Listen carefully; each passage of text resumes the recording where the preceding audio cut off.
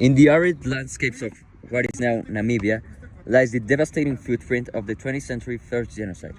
Between 1904 and 1908, the German Empire, the Kaiserreich, committed a systematic campaign of extermination against the Herero and Nama peoples in its colony of German Southwest Africa. This video essay examines this dark chapter, analyzing the perspectives of both the colonizer and the colonized, to understand the causes, consequences, and enduring legacy of this atrocity. We will conclude by reflecting on why the critical examination of nations' colonial pasts remains a moral and political imperative today. Germany's imperial project in GSWA, established in 1984, was driven by a familiar trinity: prestige, resources, and settlement. The colony was seen as a vital for agricultural land and mineral wealth. This ambition, however, quickly clashed with sovereignty of the indigenous Herero and Nama communities, leading to systematic land dispossession, forced labor, and legal injustice. The shift from exploitative colonization and outright genocide was catalyzed by the 1904 Herero uprising, itself a desperate response to these abuses. The imperial power's response was swift and brutal. General Lothar von Thotha, appointed commander, viewed the conflict as a rebellion to be suppressed, but as an opportunity for racial purification.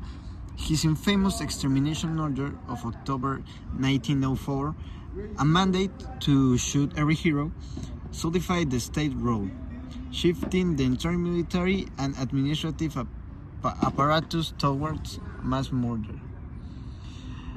Narrator: for the Herero and Nama peoples, the consequences were catastrophic, defined by the relentless domination and violence.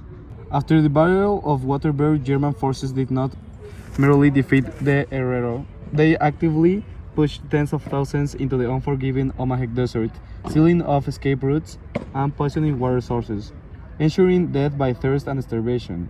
This was the deliberate strategy of extermination. Survivors were successfully rounded up and sent to concentration camps, the most notorious being the one on Shark Island.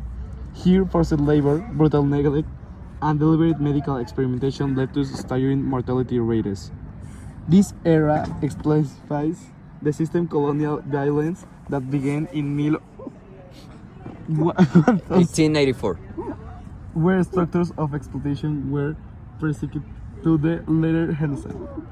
As historical scholarship on white solidarity reveals, other European powers like Britain were aware of the atrocities but maintained a calculated silence. Their own colonial interests and shared racial ideology muting any meaningful intervention. A complicity that facilitated the sheer scale of the atrocity. Estimators suggest up to the 80% of the Herero and 50% of the Nama population perished. Ended the German colonial era, but its long-term consequences cast a permanent shadow. The survivors lost virtually all their ancestral land, which was subsequently redistributed to German settlers. Even after the German defeat and South Africa's subsequent control, this structural dispossession continued, cementing profound economic and political inequality that persists today in independent Namibia. The nation's struggle for independence, achieved in 1990, was in many ways a direct continuation of the resistance begun by the Herero and Nama in 1904. The contemporary legacy is defined by the ongoing fight for international recognition and reparations. The scholarship on reappraising legal, political, and ethical questions concerning the Herero and Nama genocide addresses the long moral and legal battle.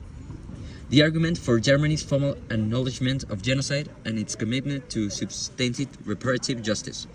For the descendants, the demand is not only about economic redress, but about a restoration of dignity and a truthful accounting of history. The Herero and Nama genocide serve as a stark illustration of how unchecked imperial ambition, underpinned by racial dehumanization, leads to state-sponsored mass atrocity. Why is it necessary today to critically reflect on nations' colonial past? The necessity of stems from three critical truths. First, accountability. Critical reflection forces nations to confront historical crimes, which is the foundational step toward repair and reconciliation. Second, the structural legacy. The problems of the present, from global wealth disparities to inequality and political instability, are often direct, enduring consequences of colonial structures. To solve current crises, we must understand their origins. Finally, prevention. The study of colonial violence, particularly the genocidal logic employed in German Southwest Africa, provides vital lessons about the mechanisms of dehumanization and the dangers of carte blanche power. By critically engaging the traumatic truth of its past, a nation does not simply apologize for history.